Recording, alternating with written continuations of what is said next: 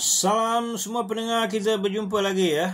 Baik, pada posting saya kali ini, saya akan teruskan dengan proses penilaian kualiti kredit pelanggan anda ya. Setelah anda lakukan proses semak, iaitu semak pelanggan anda dengan SSM dan juga semak laporan kredit pelanggan anda ya. Seterusnya, mengikut sistem STUN kita ya, anda kena tanya pula ya. T untuk tanya ya. Tanya apa pula ni? Baik. Sebelum itu, sekiranya anda masih ingat ya, seperti mana yang telah saya terangkan sebelum ini, apabila pelanggan anda memohon kemudahan jualan secara kredit dari anda, mereka perlu dalam borang permohonan kredit anda tu memberi anda maklumat rujukan bagi sekurang-kurangnya 2 atau 3 pembekal dan rakan niaga mereka yang lain. Dengan adanya maklumat rujukan pembekal ini, barulah anda boleh teruskan ya dengan langkah seterusnya, iaitu tanya yang pada saya sangat penting dan efektif dalam menilai kualiti kredit pelanggan anda. Namun yang peliknya jarang dilakukan oleh para usahawan kita. Langkah ini sebenarnya tidak memerlukan anda menggunakan sebarang teknologi canggih mahupun melibatkan apa-apa caj bayaran yang tinggi. Sebaliknya, hanya memerlukan anda menggunakan handphone anda ya, dan bertanya beberapa soalan penting kepada pembekal rujukan pelanggan anda itu. Kenapa langkah ini penting? Ya, kenapa anda perlu hubungi pembekal pelanggan anda? Nak tanya apa kat mereka ya? Tak cukup ke lagi kan kita dah periksa laporan kredit, sitos pelanggan kita kan? Tak cukup lagi ke itu?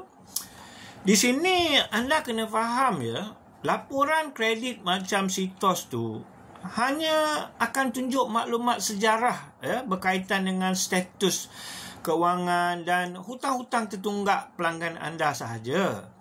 Tapi laporan kredit ini dia tidak memberi anda satu gambaran atau maklumat sebenar tentang tingkah laku dan tabiat pelanggan anda bila berurusan dengan pembekal-pembekal mereka ya. Contohnya, adakah mereka jenis yang bayar on time?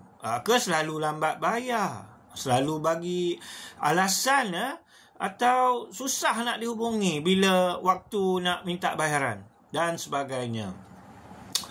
Disebabkan inilah, walaupun laporan kredit atau sitos ke sikris mereka mungkin nampak cantik dan tiada masalah, tapi hakikatnya hanya dengan membuat rujukan dengan pembekal-pembekal mereka yang lain, baru anda boleh dapat maklumat sebenar tentang tabiat bayaran balik hutang pelanggan anda. Baik, persoalan seterusnya pula, bagaimana atau apa yang nak ditanya kepada pembekal-pembekal rujukan pelanggan anda ni? Betul? Mudah saja tuan-tuan dan puan-puan. Mula sekali, call nombor telefon pembekal rujukan yang diberi ya. Dan dengan sopan dan penuh kemesraan ya, anda kenalkan diri anda dulu dan beritahu pada mereka tujuan anda menelefon ya. Di mana sekiranya boleh ya, anda ingin bertanyakan beberapa soalan untuk mendapatkan maklum balas tentang permohonan kredit pelanggan anda itu. Jangan risau. Anda sebenarnya tak perlu banyak bertanya sampai 1001 soalan ya. Memadai dengan 3 soalan yang penting ini sahaja. Soalan pertama, berapa lamakah sudah pembekal tersebut berurusan dengan pelanggan anda?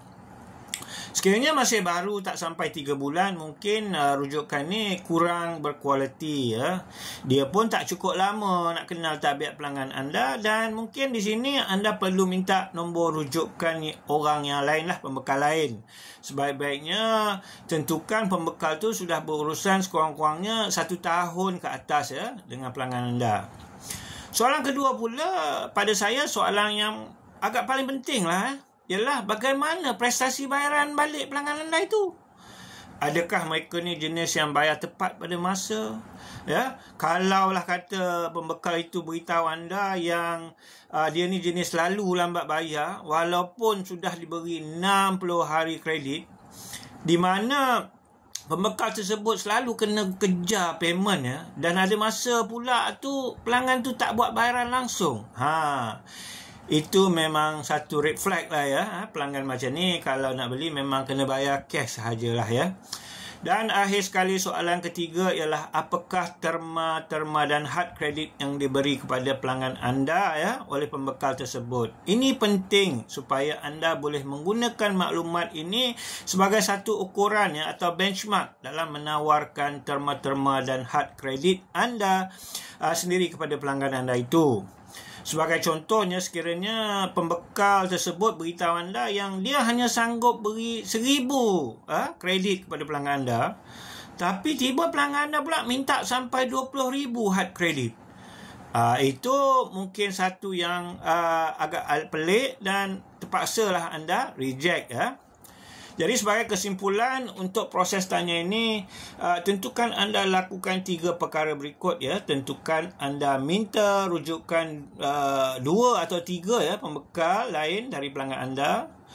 Tentukan anda hubungi rujukan pembekal ini dan tanya ya 3 soalan mudah yang telah saya terangkan tadi, dan kumpulkan maklumat-maklumat yang diperolehi ini semua ni untuk anda teruskan dengan langkah seterusnya, iaitu langkah ukur U. Ukur apa? InsyaAllah saya akan terangkan dalam posting saya akan datang dengan lebih lanjut ya. Baik, sampai di sini sahaja perkongsian saya kali ini. Diharap para pendengar nantikan posting saya seterusnya dan terus memberi support supaya channel saya ini dapat memberi manfaat kepada kita semua. Sekian, terima kasih. Jumpa lagi.